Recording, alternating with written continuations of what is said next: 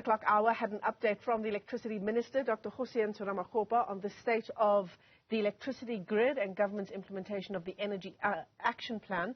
The Minister promising an additional 4,000 megawatts to be returned to the grid in terms of those 5 units at Kusile Power Station being brought back online, each of them contributing about 800 megawatts. Let's get you some analysis on what the Minister had to say.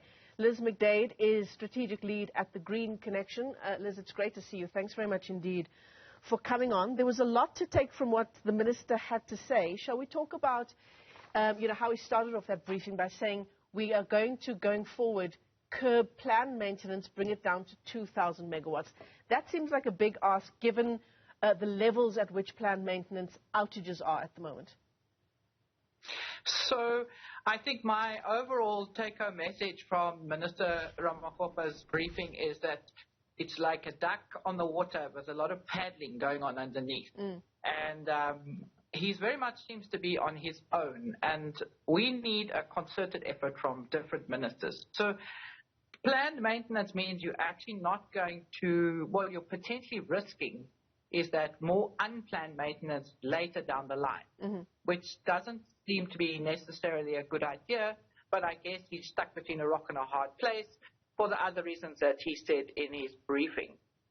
But what I wanted to say is we need planning here. We need proper planning, and we know that we are having a delay in the IRP, the electricity plan from Minister Matashi. We know that civil society had to go to court to force the minister and the president to actually start thinking about energy planning. And so Minister Ramokgopa is sitting there kind of doing this emergency reaction stuff to try and keep the grid together. But where are his compatriots from cabinet? Where is the Minister of Local Government? Because we know municipalities are doing some things. But as he said at the end, distribution is a big problem. Municipalities don't have the finance. But where do we see the copter minister coming into this? We don't see them, in my view, coming to the table. We also heard about the Kusile and the problem with the gas desulfurization. Now, sulfur is a health issue, so there might be many more people who suffer from asthma as a result of this delay. But where is the health minister? Where is the response in order to make this a national response from cabinet, as opposed to one minister who is frantically trying to keep all the lights on in all aspects? So for me, that's what I saw as being really problematic. So he's trying really hard, but, things keep going wrong. And it's something that needs a national response, right? Because fair to say, this has been a national disaster for some time. And I think if we think of, I think understandably people are very, very skeptical. New minister standing there, briefing everybody. I mean, it's really good for maths teachers. I hope they're taking notes of all the number crunching that's going down, because our matrics can be writing long papers. But the bottom line is, as fast as we try and bring units online, other ones are going off. As he said, what we need is a lot more new generation. And I think there's been some attempts to get that right. But until we have a plan, it's difficult for us to have policy certainty, which means it's difficult to get investors interested in really putting their money in. And, what form would that new generation take? I mean, are we talking independent power producers, renewables? Because, analysts are saying that that's good and well, but it's going to take a long time before it actually does come online. Well, I'm not sure, because I read somewhere that something like 4,000 megawatts of solar panels were imported this year already. So we haven't even got to the end of the year. So that's a lot of solar power that's already coming into the country. I think the local municipalities are key, and a lot of them are embarking on their own, whether it's the IPP partnership, whether it's their own generation. But until you have all that in one picture, it's difficult to see where are the gaps. And we've identified very clearly that transmission investment is a clear gap. That's obviously got to continue to be state-owned. But we had that famous or infamous just energy transition package that was supposed to be coming from international sources, money flowing in to help us with the just transition, but we haven't seen anything actually arriving, particularly with regard to the transmission investment, and that's now 2 years ago, I think. Yeah. So yeah, it's difficult, and I think it's easy for us all to focus on Ramokgopa, but I think we need to broaden our horizons a little bit and look at the other ministers who should be doing things in order, as you said, it's a national response we need. The city of Cape Town doing some interesting things. One of the stories we carried in our bulletin earlier this morning was this private partnership, electricity essentially being bought and then fed into the grid using our existing infrastructure. That's very interesting, looks very promising. I think that's very important, and again, maybe our minister needs to spend a bit of time explaining to the public, because he does it quite well, about local governments, local distribution systems and how they work. So basically, we've got wires, you can have electricity flowing two ways, and you just need some safety infrastructure to make sure that people are safe when they're working on the wires. So yes, it can happen. It's not actually too much rocket science, and it could also in a very fast way relieve the chaos. And I think the other issue is people often say, well, yes, it's all very well, but if you're rich, you can put power on the roof and you can feed it in. But what about if you're poor? Well, the issue is if you are poor and vulnerable, the more electrons we have on the grid, the better for you, because the less load shedding. And so if we can get it fast into the grid through those people who have the means to put it on the roof, let's just do it. Let's just get it in. Yeah, absolutely.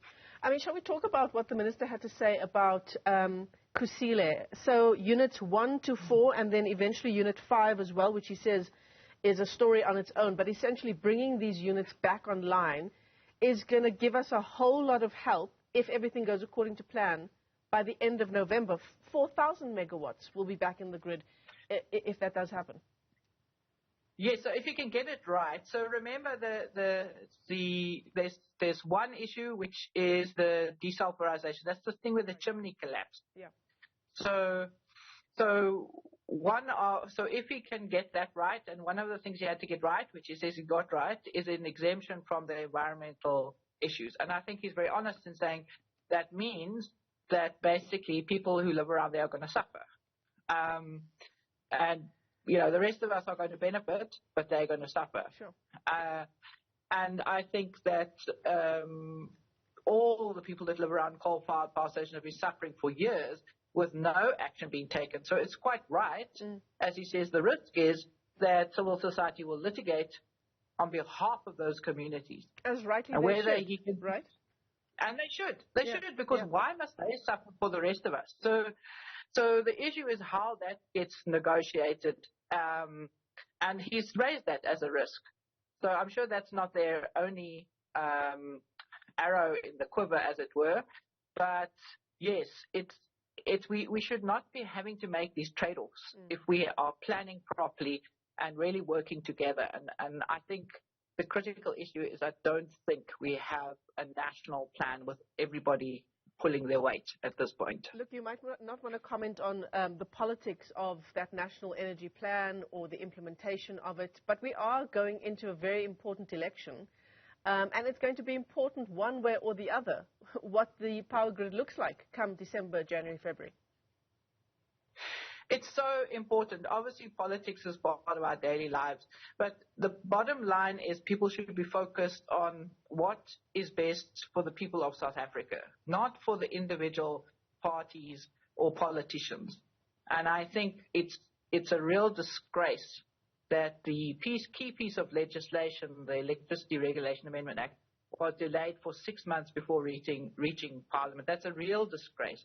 And we really hope that there's some hard, robust discussions happening behind closed doors to ensure that it does get passed in time, because Parliament was now raising the issue that maybe they can't process it sufficiently. So maybe they have to reprioritize and put some other things on one side in order to make that happen. Yeah. And I do think we have to be hardline is, do we have the right energy minister at this point? Maybe Minister Ramokgopa must replace Mr. Mantashe, so that we can have someone who's hands-on, who's really, really focused on energy security for the country. Liz, before you go, you're talking about the Electricity Regulation Act. And just for the sake of our viewers, can you give us a sense of, why that is so important and why, and it does seem a very obvious question, why it should be on Parliament's top priorities? So part of the problem we're sitting with at the moment is that we need to beef up our transmission grid and our distribution.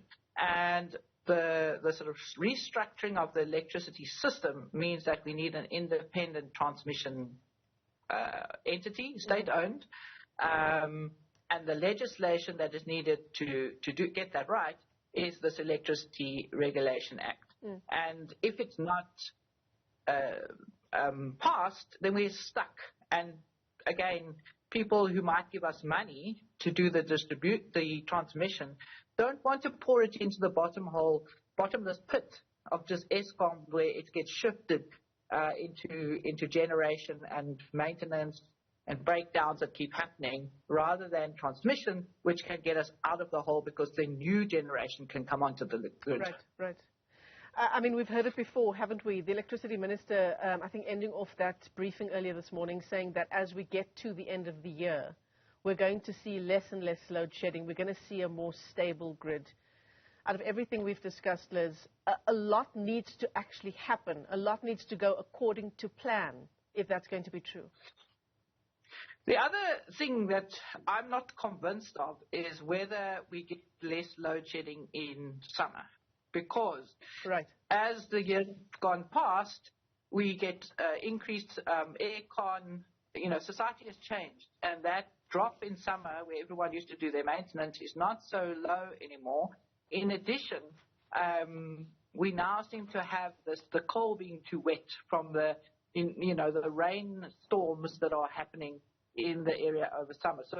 So good luck to the minister, but I'm not so convinced that summer automatically means lower stages of load shedding. And I think if we look at history, some of our worst kind of problems have happened in the summer months. Yeah, in the summer months. Liz McDaid, let me thank you for your time this morning, strategic lead at the Green Connection, unpacking for us some of the important statements the Electricity Minister had to say in his briefing earlier this morning.